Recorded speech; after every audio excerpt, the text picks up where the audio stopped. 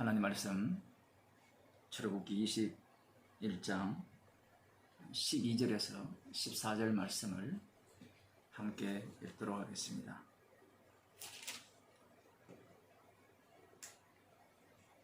사람을 쳐 죽인 자는 반드시 죽일 것이나 만일 사람이 계획함이 아니라 나 하나님이 사람을 그 손에 붙임이면 내가 위하여 한 곳을 정하리니 그 사람이 그리로 도망할 것이며 사람이 그 이웃을 짐짓 못살아 했으면 너는 그를 내 단에서라도 잡아내려 죽일지니라.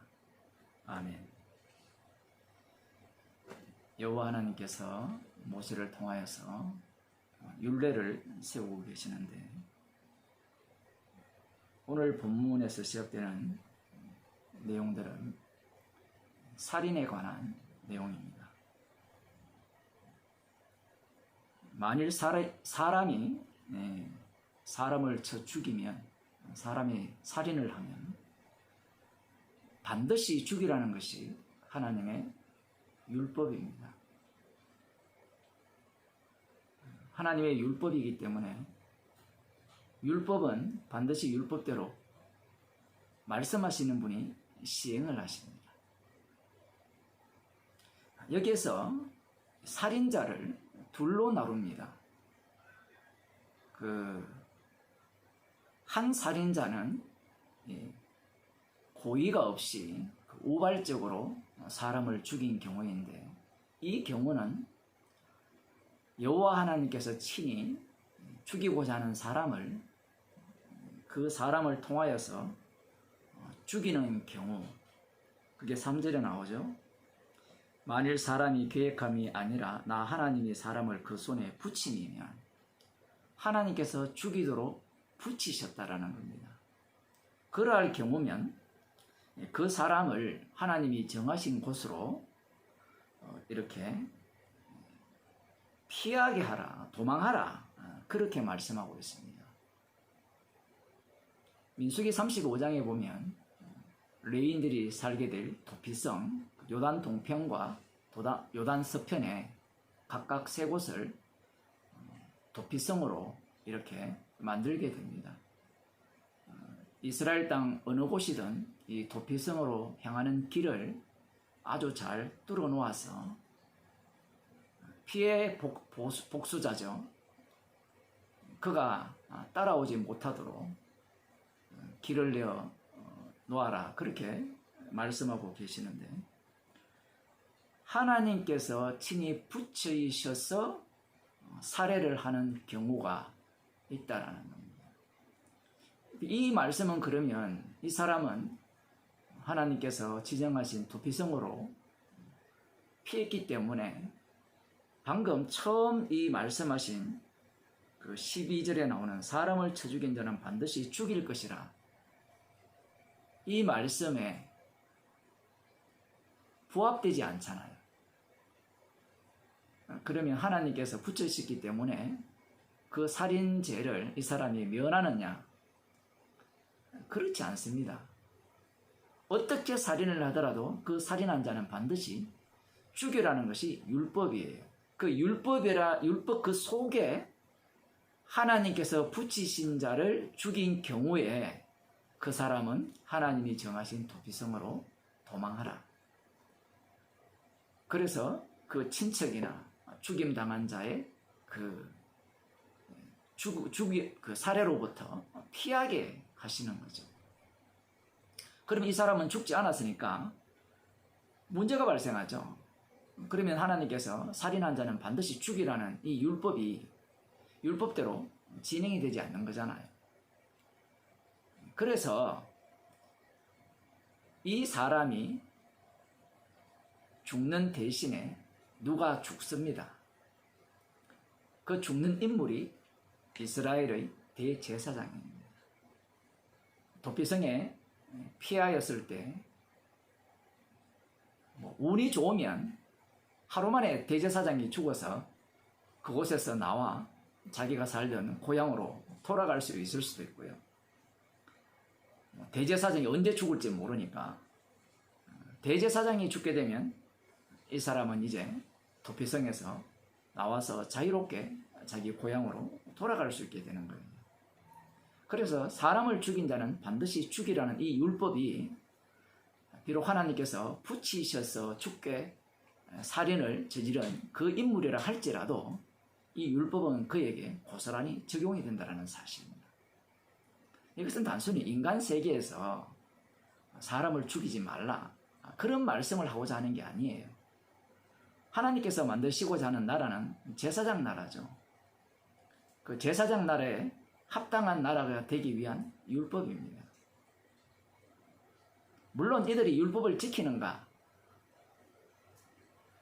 율법을 주시면요, 율법을 지키려고 애쓰는 것이 아니라 어떻게 하면 율법을 이용해서 율법을 피해 나갈까? 이러한 태도를 보입니다. 그 뒷구절을 좀 더 보면 또 한 경우는 사람이 그 이웃을 짐진 모사라였으면 너는 그를 내 단에서라도 잡아내려 죽일지니라.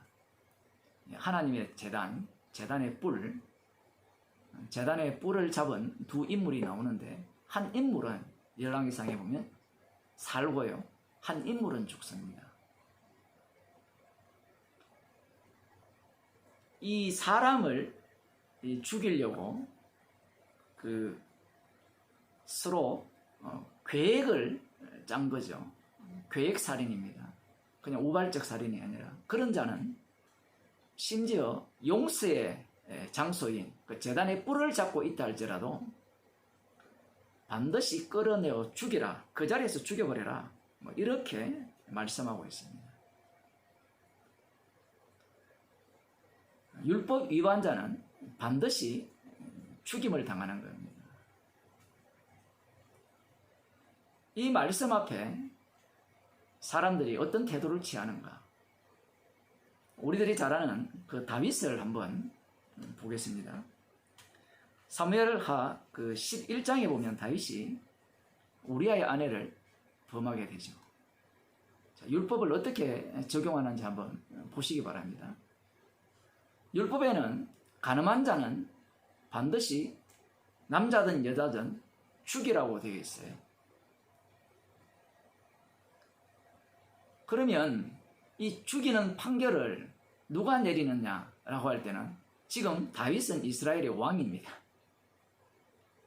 왕이 판결을 내리게 되어 있거든요. 문제는 판결하는 당사자가 간음을 했어요. 다윗이 율법 전문가거든요. 그러면 이 상황에서 다윗이 어떤 행동을 취하느냐? 이 우리아를 죽이고자 하는 그러한 계획을 세우는 것을 보게 되면 다윗은 자신의 간음죄로서 율법에서 율법 위반자로 죽임당해야 마땅하다라는 그러한 상황을 알고 있다라는 겁니다. 율법을 워낙 잘 알고 있기 때문에 이 다윗이 이 간음죄를 어떻게 처리하느냐, 간음죄가 성립되지 않도록 만들어버려요. 간음죄가 성립되지 않으려면 간단합니다. 바세바의 남편인 우리아를 죽여버리면 간음죄가 성립되지 않는 거예요. 율법을 너무나도 잘 알고 있기 때문에 그 율법을 이 다윗 왕이 갖고 노는 겁니다. 그래서 우리아를 죽였습니다. 그러면 오늘 우리가 읽은 이 본문에 의하면 다윗은 이 계획살인을 했죠. 물론 요압을 시켜서 계획살인을 했습니다. 그러하다면 간음죄를 듣기 위해서 율법대로 간음하지 않기 위해서 율법을 범해서 살인을 해버립니다. 그러하다면 다윗이 죽임을 당해야 되죠. 계획살인한 자는 반드시 죽이라고 했잖아요. 죽였어요, 다윗이. 그런데 다윗을 심판할 자가 없습니다. 이스라엘의 왕이기 때문에. 그러니 다윗은 간음이라는 이 죄 자체를 소멸시켜버리고 자기가 이 출애굽기 21장에 나오는 이 살인죄를 저지르지 않는 그런 사람 행세를 하는 거예요. 왜 그런 생각을 하지 않을까? 율법에 대한 전문가라면 왜 그런 의식을 가지지 않을까? 인간이라는 게 그래요. 말씀이라는 것을 율법을 다 알고 있다 할지라도 말씀을 아무리 잘 알고 있다 할지라도 주님께서 막아버리면 그 말씀이 보이지 않습니다. 들리지도 않고요.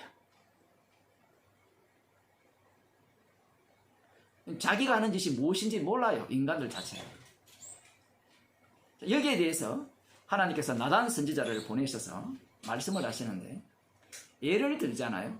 어떤 예를 드는가 하면 가난한 자가 있고 아주 큰 부자가 있는데 가난한 자에게는 암양 새끼 한 마리만 있어요. 이 암양 새끼가 너무 귀해서 자기 딸처럼 여기고 있습니다. 그러나 부자는 이와 달리 엄청난 많은 양과 소를 갖고 있어요. 자, 그런데 어느 날 나그네가 이 부자 집에 찾아왔어요. 율법에 의하면 나그네를 사랑하라. 하나님께서 나그네를 사랑하셔서 그들에게 곡물을 주신다라고 신명기에서 말씀하고 있습니다. 그 말씀에 근거하면 이 부자는 당연히 이 나그네를 대접해야 되겠죠. 그런데 율법은 있고 나그네를 대접하라는 율법을 지켜야 되는데 문제는 자기의 소유가 너무 아까운 거예요. 자기 것을 갖고 이 나그네를 대접하기에는 너무 아까운 겁니다. 그래서 율법을 지키기 위해서 율법을 위반하죠. 이 가난한 자의 양을 뺐습니다. 도적질과 동일하죠. 그걸 그대로 지금 다윗이 나중에 적용을 하는데 도적질해서 나그네를 대접합니다. 이 소리를 듣자마자 다윗이 엄청나게 화를 내죠. 분노합니다. 분노를 내면서 나단에게 여호와의 사심을 가리켜 맹세하노니 이 일을 행한 사람은 마땅히 죽을 자라. 참으로 놀라운 판결이죠. 왕은 판결하는 자리이기 때문에. 지금 다윗이 왜 이 일을 행한 자를 죽일 자라라고 하는가 하면요. 율법보다 더 엄격하게 적용하고 있기 때문에 그래요. 암양 새끼를 자기 딸처럼 여겼잖아요. 그 딸처럼 여긴 암양을 뺐었으니까 그 가난한 자의 딸을 죽였다라고 간주하면서 그 살인죄를 그대로 적용시켜서 그를 죽여야 된다라고 다윗이 말하고 있는 겁니다. 동시에 4배나 갚을지니라 이렇게 말을 하죠. 4배를 갚으라는 것은 남의 집에 양을 도적질했을 때는 4배로 갚으라고 우리가 출애굽기 22장에 보면 22장 1절에 그렇게 말씀하고 있습니다. 율법에 대해서 너무나 잘 알고 있어요. 어떤 상황이 발생했을 때. 그래서 백성들이 다윗에게 와서 판결을 묻는 겁니다. 그 길을 막아버리는 자가 압살롬이었죠. 솔로몬의 판결도 동일한 판결 속에 들어가는 거예요. 율법을 온몸에 칭칭 감고 사는 다윗입니다. 이 얘기를 들었을 때 그를 죽여야 하고 4배나 갚아라 이러한 명을 내리는 그 이유가 저가 불쌍히 여기지 않고 이 일을 행하였다. 율법에는 반드시 가난한 자를 불쌍히 여겨라고 나오거든요. 그 불쌍히 여기라는 율법을 범하면서 율법을 지킨 자가 바로 부자라는 겁니다. 이 사람이 누구냐? 나단 선지자가 바로 당신이 그 사람이라는 거예요. 그러면 다윗이 어떤 일을 행했습니까? 제가 앞서서 말씀을 드렸죠. 간음을 했죠. 간음을 하면 율법을 위반했기 때문에 죽임을 당해야 돼요. 그러면 이 율법 위반자가 안 되려면 율법을 없애버리는 방법이죠. 간음죄에 해당되지 않는 방법. 그러려면 우리아를 죽이면 됩니다. 우리아를 죽였어요. 죽였으니까 간음죄로부터는 자유로워졌어요. 그런데 문제는 오늘 우리가 읽은 출애굽기 21장 12절 이하에 나오는 이 고의로 이웃을 살해한 죄는 고스란히 덮었습니다. 그런데 그 죄는 왜 못 떠올릴까요? 갇혀 있기 때문에 그래요. 우리는 율법을 다 알면 죄가 떠올라서 그 죄를 해결할 수 있다고 생각하는데 그렇지 않습니다. 나단은 선지자를 통해서 이렇게 말합니다. 어찌하여 네가 여호와의 말씀을 업신여기고 나 보기에 악을 행하였느냐? 네가 칼로 햇사람 우리아를 죽이되 암몬 자손의 칼로 죽이고 그 철을 빼앗아 네 철을 삼아도다. 이제 네가 나를 업신여기고 햇사람 우리아의 철을 빼앗아 네 철을 삼았은지라. 이 죄가 이 율법을 지키기 위해서 율법을 범하여서 사람을 살해하는, 이웃을 살해하는 그 죄입니다. 다윗이 2번 죽어야 되죠. 자, 그러하다면 이 율법대로 다윗은 죽임을 당해야 됩니다. 과연 다윗이 죽임을 당하는가? 다윗이 죽임을 당하죠. 누가 죽습니까? 다윗과 우리아의 아내 그 바사바에게서 태어난 아이가 죽죠. 율법은 율법대로 진행되는 거예요. 이와 달리 이 다윗은 아이가 대신 죽음으로 말미암아 이 심판 속에서 구원을 얻어요. 그게 기름 부은 자 다윗입니다. 이와 달리 요압의 경우에는 똑같이 이 의로운 자의 피를 흘렸죠. 우리아를 죽였습니다. 그 죽인 대가로 이 제단불을 붙들고 있음에도 불구하고 죽임을 당하게 되는 거예요. 그 율법이 율법대로 그대로 실행되어지는 겁니다. 이것을 통하여서 율법을 주신 목적이 이 다윗을 통해서 드러나는 겁니다. 다윗 왕이 이스라엘 역사에서 가장 가장 피크죠. 그 속에서 이 율법이 어떤 식으로 작용되느냐 할 때는 살인하지 말라는 그 말씀을 율법을 지키기 위해서 살인해버리는 그러한 다윗이 되고, 그 말씀대로 살해한 자가 대신 죽은 자를 통하여서 그 죽음에 합류당하여서 다시 살리심을 잊게 되는 그 내용을 지금 이 율법을 통해서 우리에게 말씀하고 있다는 사실입니다. 처음부터 율법은 지키라고 주신 게 아니에요. 예수 그리스도의 죽으심을 증거하기 위해서 주셨습니다. 예수님 당시에 유대인들을 보게 되면, 그들의 모습을 보게 되면 율법을 어떻게 대하는지를 볼 수 있어요. 분명히 예수님께서 안식일을 어겼고, 그리고 그 하나님이라 하여서 하나님 여호와의 이름을 망령되이 일컬은 그러한 어떤 자기가 하나님이라니까 이거는 자기 하나님을 완전히 우습게 여기는 그런 꼴이 되었잖아요.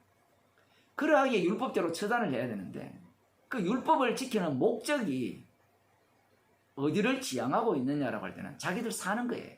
요한복음 11장에 보면 한 사람이 죽어서 온 민족을 살리는 것이 더 유리하다라는 겁니다.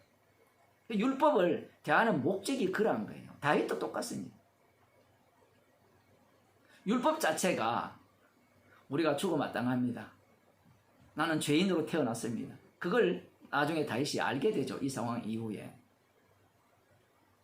하나님의 긍휼이 아니면, 주님의 은총이 아니면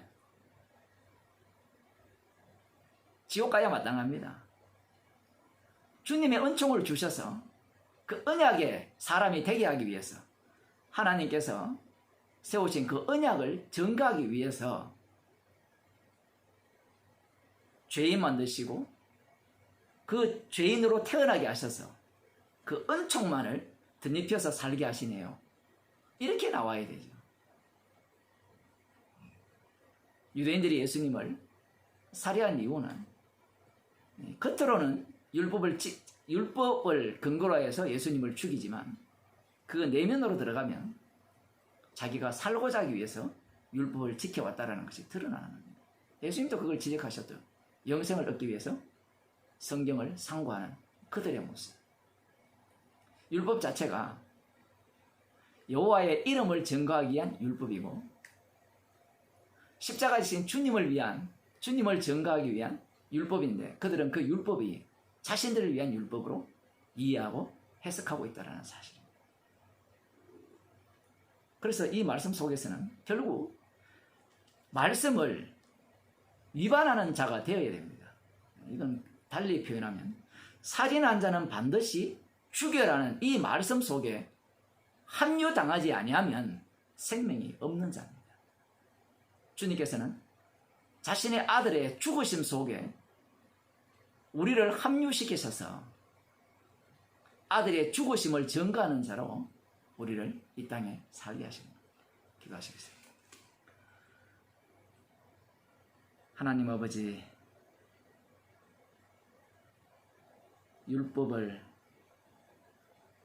이 땅에 오신 하나님 아들이신 예수님께서 친히 온몸으로 다 이루어내셔서 십자가에서 다 이루심을 우리 가운데 밝혀 알려주시고, 우리의 인생도 말씀 속으로 집어넣으셔서 주님의 십자가의 사랑만을 쏟아내도록 만들어주심을 감사드립니다. 주의 말씀에 휘말린 인생이 되게 하셔서 나를 위한 인생이 아니라 십자가 지신 주님을 위한 인생으로 살게 하옵소서. 예수님 이름으로 기도드리옵나이다.